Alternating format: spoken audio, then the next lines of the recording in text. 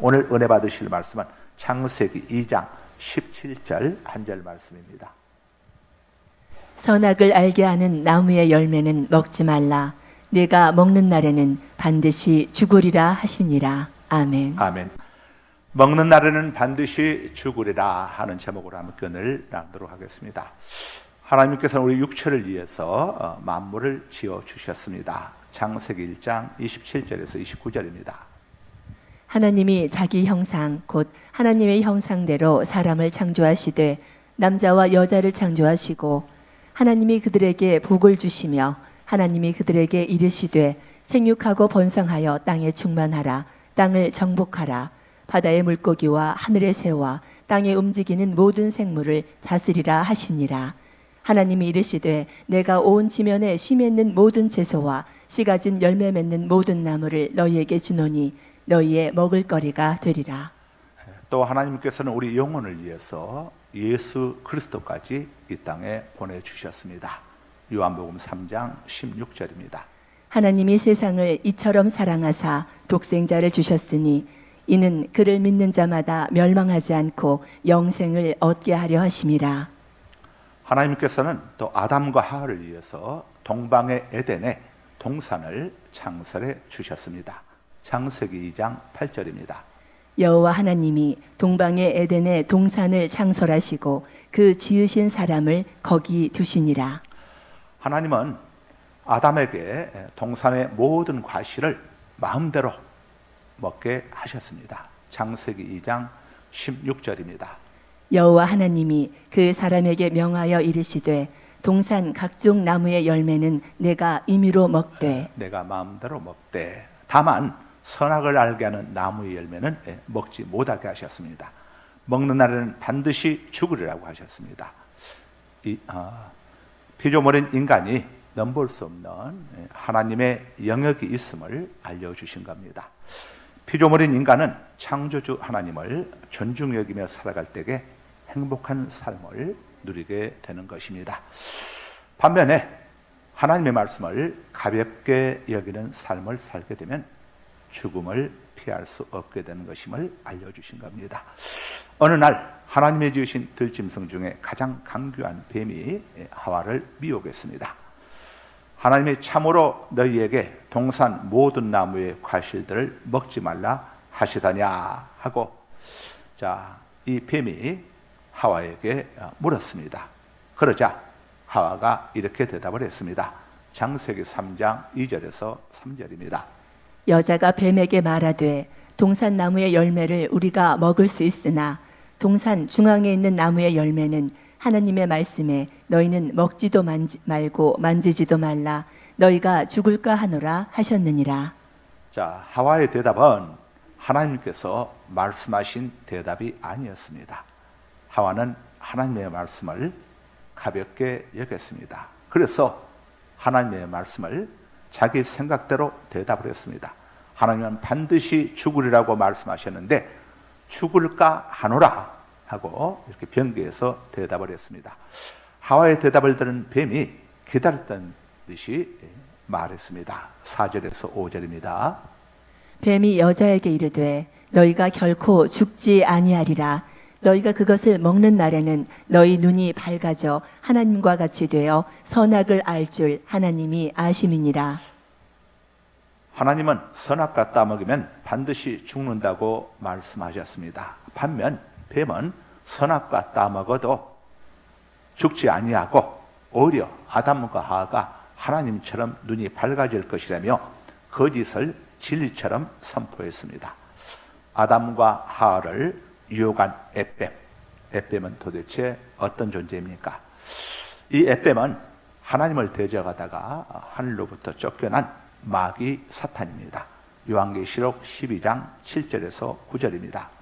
하늘에 전쟁이 있으니 미가엘과 그의 사자들이 용과 더불어 싸울세 용과 그의 사자들도 싸우나 이기지 못하여 다시 하늘에서 그들이 있을 곳을 얻지 못한지라.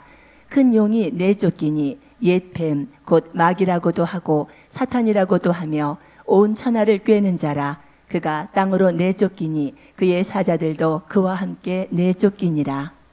마귀는 하나님이 창조한 영적 존재인 천사입니다. 그 천사들의 우두머리 천사장이죠. 그런데 하나님의 자리를 넘보고 천사 3분의 1을 꿰어가지고 하나님께 반역을 시도했습니다. 그때 미가엘 천사장과 하나님의 군대장관인 미가엘 천사장과 미가엘을 따르는 3분의 2 천사들에게 패배해가지고 쫓겨난 타락한 천사장 루시엘이 바로 마귀 사탄 뱀인 겁니다. 마귀와 사탄 그리고 그들을 따른 자들은 마지막 때 지옥 불못에 던져져서 영원히 고통을 받기로 예정된 자들입니다. 한마디로 마귀는 거짓의 아비입니다. 요한복음 8장 44절입니다. 너희는 너희 아비 마귀에게서 났으니 너희 아비의 욕심대로 너희도 행하고자 하느니라. 그는 처음부터 살인한 자요 진리가 그 속에 없으므로 진리에 서지 못하고 거짓을 말할 때마다 제 것으로 말하나니 이는 그가 거짓말쟁이요 거짓의 아비가 되었음이라. 마귀는 성도들로 하여금 하나님 말씀을 의심하고 불신하고 불순종하도록 미혹하는 악한 존재입니다. 그래서 성경은 귀신, 마귀와 교제하지 말라고 말씀을 합니다. 고린도전서 10장 20절입니다. 무릇 이방인이 제사하는 것은 귀신에게 하는 것이요 하나님께 제사하는 것이 아니니 나는 너희가 귀신과 교제하는 자가 되기를 원하지 아니하노라. 자, 화면 그대로 띄워주세요. 무릇 이방인이 하나님을 섬기지 않는 이방인들이 제사하는 대상은 귀신에게 하는 것이요 저 귀신이 바로 마귀 사탄입니다. 죽은 조상의 넋이 귀신이 아니고 타락한 천사, 하나님을 대적했다가 마귀를 따라서 함께 타락한 천사들이 바로 귀신인 겁니다. 귀신, 타락한 천사들이죠. 귀신에게 하는 것이고 하나님께 제사하는 것이 아니니 나는 너희가 귀신과 교제하는 자가 되길 원하지 아니하노라. 제사는 교제하는 겁니다. 우리가 귀신에게 제사하면 귀신하고 교제를 하는 것이고 하나님께 제사하면 하나님과 교제하는 것입니다. 제사를 누구에게 하느냐? 제사의 대상이 중요한 것이죠. 혹시 아직도 가정에서 이렇게 귀신에게 제사하는 가정들이 있다면 여러분 대상을 바꿔야 합니다. 귀신에게 제사상 차려놓고 제사하는 것이 아니라 하나님 앞에 예배를 해야 합니다. 하나님 앞에 제사 드리는 겁니다. 제사가 곧 예배입니다. 예배가 곧 제사입니다. 대상을 누구에게 하느냐가 중요한 거죠. 귀신에게 제사하지 말고 하나님께 하는 것이죠. 이 마귀는 우리의 생각을 통해서 역사합니다. 요한복음 13장 2절입니다. 마귀가 벌써 시몬의 아들 가룟 유다의 마음에 예수를 팔려는 생각을 넣었더라. 하와가 마귀의 미혹을 받아 그녀의 생각이 마귀에게 점령당한 후 선악과를 바라보았을 때에 선악과가 갑자기 달라 보였습니다. 이 선악과는 동산 중앙에 있었기 때문에 하와가 수시로 날마다 보던 그런 선악과였습니다. 그런데 이 하와가 뱀, 마귀의 미혹을 받고 난 다음에 그의 생각이 마귀에게 점령당한 다음에 선악과를 바라본 순간 평소와 다르게 보인 겁니다. 어떻게 보였습니까? 창세기 3장 6절입니다. 여자가 그 나무를 본즉 먹음직도 하고 보암직도 하고 지혜롭게 할 만큼 탐스럽기도 한 나무인지라. 여자가 그 나무를 따먹고 여자가 그 열매를 따먹고 자기와 함께 있는 남편에게도 주매 그도 먹은지라. 하와가 마귀가 주는 이 유혹을 그의 생각 속으로 받아들였을 때에 평소에는 전혀 그런 마음이 없었는데 선악과가 먹음직스럽고 보암직스럽고 탐스러워 보였습니다. 우리가 우리의 마음속에 아무런 생각이나 받아들이면 안 되는 겁니다. 잘못된 생각이 우리에게 들어오게 되면은 평소에는 전혀 그렇지 않았던 것들이 먹음직스럽고 보암직스럽고 탐스러워 보이는 겁니다. 이게 바로 우리의 생각이 마귀에게 점령당해 있는 상태가 되어버리는 거죠. 그래서 성경은 생명의 근원이 우리의 마음과 생각에 달려있다고 말씀하면서 모든 지킬 만한 것 중에 마음과 생각을 지키는 것이 가장 중요하다고, 그것이 생명의 근원이라고 우리에게 알려주고 있습니다. 잠언 4장 23절입니다. 모든 지킬 만한 것 중에 더욱 내 마음을 지키라. 생명의 근원이 이에서 남이니라. 우리는 건강도 지켜야 하고 사업장도 지켜야 하고 재물도 지켜야 하고 가정도 지켜야 하는데, 자, 그것들보다 더욱 우리의 마음을 지키라고 말씀을 합니다. 생명의 근원이 여기서 우리 마음 속에서, 우리의 생각 속에서 나오게 된다는 것을 알려주고 있습니다. 우리 그리스도인들은 항상 믿음의 생각을 품어야 합니다. 우리의 생각 속에 마귀가 주는 생각을 담아서는 안 되고, 하나님의 말씀, 하나님의 생각을 우리의 마음속에 담아야죠. 우리가 우리의 마음속에 어떤 생각을 받아들이냐에 따라 가지고 천국과 지옥을 오고 갈 수 있습니다. 여러분, 생각을 여러분의 마음속에 잘 담으셔야 합니다. 부부간에도 배우자에 대한 불신과 의심, 잘못된 생각을 여러분 생각 속에 담게 되면은 가정이 어떻게 되겠습니까? 부부간의 관계가 어떻게 되겠습니까? 우리의 생각 속에 아무 생각이, 마귀의 생각이 우리의 생각을 점령하지 못하도록 우리는 우리의 생각을 지켜야 하는 거죠. 생각은 뭘로 지켜야 합니까? 총칼로 지키는 게 아닙니다. 우리의 생각은 하나님의 말씀으로 지켜야 합니다. 그래서 성경은 하나님의 말씀을 성령의 검이라고 합니다. 성령님께서 사용하시는 검, 성령님이 사용하시는 무기가 바로 말씀이다 이겁니다. 그래서 여러분의 마음속에, 생각 속에 하나님의 말씀을 가득 채워야 합니다.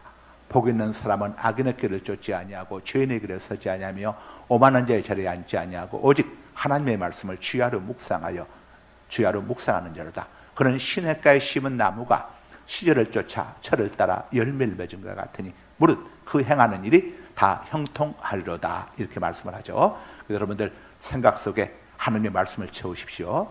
여러분이 항상 어느 한순간 하나님의 말씀이 아닌 이 마귀의 생각 속에 여러분의 생각이 점령당하는 순간 여러분이 많은 이런 그 생활 속에서 굉장한 갈등과 이런 낙심과 절망들을 아마 경험해 보았을 겁니다. 절대 여러분들 이 육신의 생각에 점령당하지 말고 하나님의 말씀인 영의 생각에 여러분의 생각이 점령당해야 생명과 평안을 누릴 수 있게 되는 겁니다. 로마서 8장 6절입니다. 육신의 생각은 사망이요 영의 생각은 생명과 평안이니라. 마귀에게 점령당하는 생각은 사망이고, 마귀의 생각은 항상 하나님의 말씀을 의심하게 만들고 불신하게 만들고 불순종하게 만들고 하나님의 말씀을 대적하게 만듭니다. 그러나 영의 생각, 하나님의 생각, 하나님께서 주신 생각이 영의 생각이죠. 하나님의 말씀이죠. 영의 생각은 생명과 평안을 우리에게 주기 때문에 아무리 여러분들이 지금 육체적으로 죽을 병에 걸려있던, 또 여러분의 삶 속에서 정말 극한적인 절망 속에 있을지라도 여러분이 하나님의 말씀을 부여잡고 아무것도 염려하지 말고 다만 모든 일에 기도와 간구로 너희 구할 것을 하나님께 아뢰라. 그러면 모든 지각에 뛰어나신 하나님의 평강이 너희 마음과 생각을 지켜주시라고 말씀을 했기 때문에 여러분이 그 말씀을 붙잡고 그 말씀으로 여러분의 생각이 하나님의 말씀 속에 점령당하고 지배당하고 정복당하면서 그 말씀을 붙들고 기도하고 여러분이 믿음으로 선포하고 나가게 되면은 성령님이 여러분의 그 생각을 통해서 역사하시는 겁니다. 일하시는 겁니다. 아담과 하가 마귀에게 미혹당해 가지고 선악과를 따먹었습니다. 선악과를 볼 때는 먹음직스럽고 탐스러워 보이고 정말 좋아 보였습니다. 그런데 그걸 따먹고 난 결과 과연 뒷감당을 할 수 있었습니까? 여러분들 아마 경험들 많이 하셨을 겁니다. 보암직스럽고 먹음직스럽고 탐스러워 보여서 그 선악과를 따먹고 난 다음에 얼마나 엄청난 후폭풍이 뒷감당할 수 없는 일들이 일어났었는지 아마 여러분들 다 느끼실 겁니다. 아담과 하에게도 역시 동일하게 임했습니다. 창세기 3장 14절에서 19절입니다. 여호와 하나님이 뱀에게 이르시되 내가 이렇게 하였으니 내가 모든 가축과 들의 모든 짐승보다 더욱 저주를 받아 배로 다니고 살아있는 동안 흙을 먹을지니라. 들짐승 중에 뱀이 가장 저주를 받았습니다. 자, 인간들에게 가장 싫어하는 들짐승을 꼽으라면 당연히 뱀이 압도적이죠. 그 다음 보겠습니다. 내가 너로 여자와 원수가 되게 하고 내 후손도 여자의 후손과 원수가 되게 하리니. 자, 여기서 너는 에뱀, 마귀 사탄이죠. 그리고 여자는 예수님을 낳으신 마리아, 예수님을 낳으신 마리아를 이야기하고, 여자의 후손이라고 하는 것은 예수 그리스도를 이야기하는 겁니다. 그러니까 예수 그리스도께서 옛뱀 마귀의 사망을 완전히 갈보리 십자가의 능력으로 완전히 박살내셨음을 지금 알려주고 있는 겁니다. 그 다음 여자의 후손은 내 머리를 상하게 할 것이요. 예수께서 뱀의 머리, 바로 사단의 권세인 사망과 음부를 완전히 멸하셨음을 이야기하는 거죠. 너는 그의 발꿈치를 상하게 할 것이니라 하시고. 마귀 사탄은 예수님의 십자가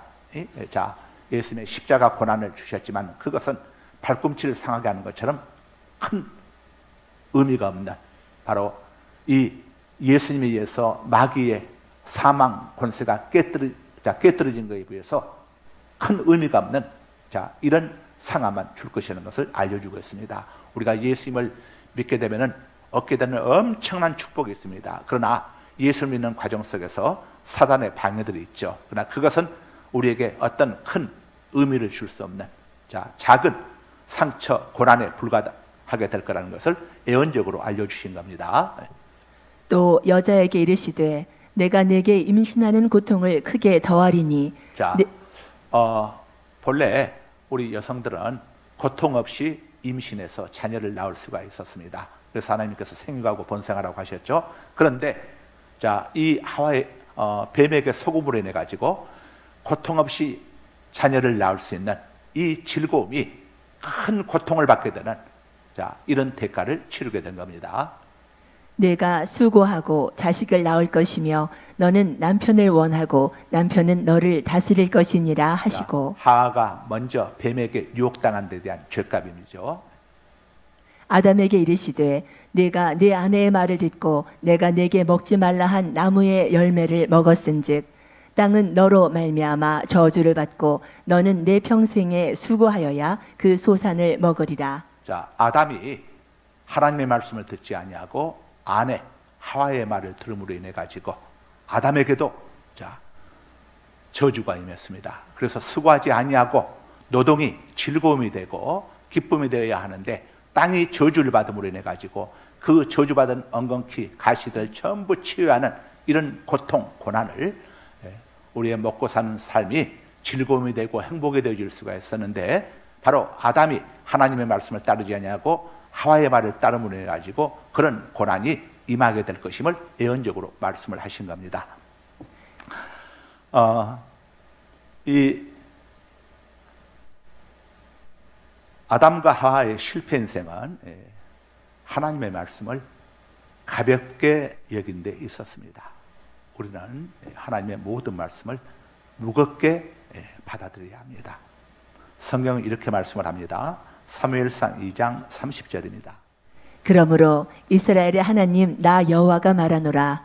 내가 전에 내 집과 내 조상의 집이 내 앞에 영원히 행하리라 하였으나 이제 나 여호와가 말하노니 결단코 그렇게 하지 아니하리라. 나를 존중히 여기는 자를 내가 존중히 여기고 나를 멸시하는 자를 내가 경멸하리라. 사사시대에 이스라엘의 대제사장이었던 엘리에게는 두 아들이 있었습니다. 두 아들 모두 제사장이었습니다. 그런데 엘리의 두 아들은 하나님의 말씀을 가볍게 여겼습니다. 또 엘리 역시 하나님께서 두 아들을 강력하게 질책하라고 하시는 하나님의 말씀을 가볍게 여겨서 두 아들에게 대충 얘들아 어찌하여 그러느냐, 하나님께서 그렇게 하지 말라고 하시는데 왜 그러느냐 하는 선에서 두 아들을 가볍게 이렇게 다루었습니다. 그러내 가지고 하나님께서 엘리 대제사장에게 한 선지자를 보내 가지고 무서운 경고를 선포했습니다. 네가 네 두 아들을 나보다 더 아끼고 내 말을 가볍게 여기니 내가 너에게 주겠다고 한 약속들, 축복들을 거두고 너의 집안에서 장수하는 자가 없게 할 것이다. 나 여호와는 내 말을 존중히 여기는 자를 내가 존중히 여기고 내 말을 가볍게 여기고 멸시하는 자를 내가 경멸히 여길 것이니라 라고 말씀을 하신 겁니다. 그래서 하나님의 예언대로 엘리 대제사장의 두 아들이 블레셋과의 전투에서 한날 한시에 죽임을 당하고 말았고, 그 소식을 전해들은 엘리 대제사장 역시 충격에 목이 부러져서 죽고 말았습니다. 하나님의 말씀, 하나님의 경고를 가볍게 여긴 바로 대가였습니다. 다니엘은 소년 시절에 자기 조국 남유다가 멸망을 해서 바벨론 땅에 포로로 끌려갔습니다. 바벨론 왕은 이 남유다에서 잡아온 소년들에게 자기들의 신 바벨론이 섬기는 우상에게 제사한 음식, 포도주와 진미를 내려보내서 남유다에서 잡아온 소년들에게 이렇게 먹고 마시도록 했습니다. 그런데 다니엘은 왕이 하사한 포도주와 진미들을 다 거부했습니다. 우상에게 제사한 제물을 먹는 것은 하나님께서 금하신 것이었기 때문에 하나님의 말씀을 자기 목숨보다 무겁게 여겼기 때문에 그것을 거부했습니다. 그리고 하나님 앞에 기도했습니다. 그러자 하나님께서 다니엘에게 은혜를 베풀어 주셔서 다니엘을 감독하는 환관장의 마음을 감동시켜 주셨습니다. 그 당시의 상황을 성경이 이렇게 전합니다. 다니엘서 1장 8절에서 9절입니다. 다니엘은 뜻을 정하여 왕의 음식과 그가 마시는 포도주로 자기를 더럽히지 아니하리라 하고 자기를 더럽히지 아니하도록 환관장에게 구하니 하나님이 다니엘로 하여금 환관장에게 은혜와 긍휼을 얻게 하신지라. 다니엘이 하나님의 말씀을 무겁게 여기고 환관장에게 도움을 구했을 때에 하나님께서 환관장의 마음을 감동시켜 주셔서 다니엘에게 은혜와 긍휼을 베풀게 해주셨습니다. 그뿐만이 아니라 하나님께서는 하나님의 말씀을 어기지 않기 위해서 우상의 제물을 거부한 다니엘과 그의 세 친구들에게도 놀라운 복을 더해 주셨습니다. 다니엘서 1장 17절에서 21절입니다. 하나님이 이 네 소년에게 학문을 주시고 모든 서적을 깨닫게 하시고 지혜를 주셨으니 다니엘은 또 모든 환상과 꿈을 깨달아 알더라. 왕이 말한 대로 그들을 불러들일 기한이 찼으므로 환관장이 그들을 느부갓네살 앞으로 데리고 가니 왕이 그들과 말하여 보매 무리 중에 다니엘과 하나냐와 미사엘과 아사랴와 같은 자가 없으므로 그들을 왕 앞에 서게 하고 왕이 그들에게 모든 일을 묻는 중에 그 지혜와 총명이 온 나라 박수와 술객보다 10배나 나은 줄을 아니라. 다니엘은 고레스 왕 원년까지 있으니라. 하나님의 모든 말씀은 왕의 명령입니다. 한마디로 어명입니다. 어명은 사액을 내릴지라도 성은이 만극하옵나이다 하며 감사함으로 받는 모습을 사극을 통해서 많이들 보셨을 겁니다. 세상 왕의 어명은 백성을 죽이고 또 신하들 죽이는 이런 사역을 내리지만 우리 하나님의 모든 어명은 우리를 살리는 어명입니다. 죽은 자를 살리고 병 있는 자를 고치고 망한 자를 흥하게 하시고, 하나님의 모든 말씀 어명입니다. 그래서 우리가 하나님의 모든 말씀을 어명으로 받아서 순종하고 복종하게 되면은 화 대신 복을 받고 죽음 대신 생명을 얻게 되는 것입니다. 신명기 30장 15절에서 20절입니다. 보라, 내가 오늘 생명과 복과 사망과 화를 내 앞에 두었나니 곧 내가 오늘 내게 명령하여 내 하나님 여호와를 사랑하고 그 모든 길로 행하며 그 그의 명령과 규례와 법도를 지키라 하는 것이라. 그리하면 내가 생존하며 번성할 것이요 또 내 하나님 여호와께서 내가 가서 차지할 땅에서 내게 복을 주실 것임이니라. 그러나 내가 만일 마음을 돌이켜 듣지 아니하고 유혹을 받아 다른 신들에게 절하고 그를 섬기면 내가 오늘 너희에게 선언하노니 너희가 반드시 망할 것이라. 너희가 요단을 건너가서 차지할 땅에서 너희의 날이 길지 못할 것이니라. 내가 오늘 하늘과 땅을 불러 너희에게 증거를 삼노라. 내가 생명과 사망과 복과 저주를 내 앞에 두었은즉 너와 내 자손이 살기 위하여 생명을 택하고 내 하나님 여호와를 사랑하고 그의 말씀을 청종하며 또 그를 의지하라. 그는 내 생명이시요 내 장수이시니 여호와께서 내 조상 아브라함과 이삭과 야곱에게 주리라고 맹세하신 땅에 내가 거주하리라. 아멘. 아멘. 예. 여러분들 병원에 가서 이렇게 건강 진단해서 좋지 않은 결과들이 나올 때에 이제 의사분이 처방을 하죠. 하면서 뭐 조심해야 할 사항들, 주의할 사항들 하게 되면 아마 거의 대부분의 환자들이 다 그것을 꼭 지키려고 몸부림을 칩니다. 우리가 하나님의 말씀을 이렇게 환자가 의사의 처방을 무겁게 받아들이는 것처럼 하나님의 말씀을 무겁게 받아들이고 여러분이 하나님의 말씀을 지키겠다고 다니엘처럼 뜻을 정하고 그 다음에 말씀을 지키기 위해서 여러분들이 기도하면서 성령의 도우심을 구하는 삶을 살게 되면은 하나님이 약속하신 대로 여러분이 망했던 자리에서 다시 흥하게 되어지고 잃었던 것들 다시 회복하게 되어지고 죽을 자리에서 살게 되는 역사를 경험하게 될 줄로 믿습니다. 7월의 복음송 함께 부르시겠습니다.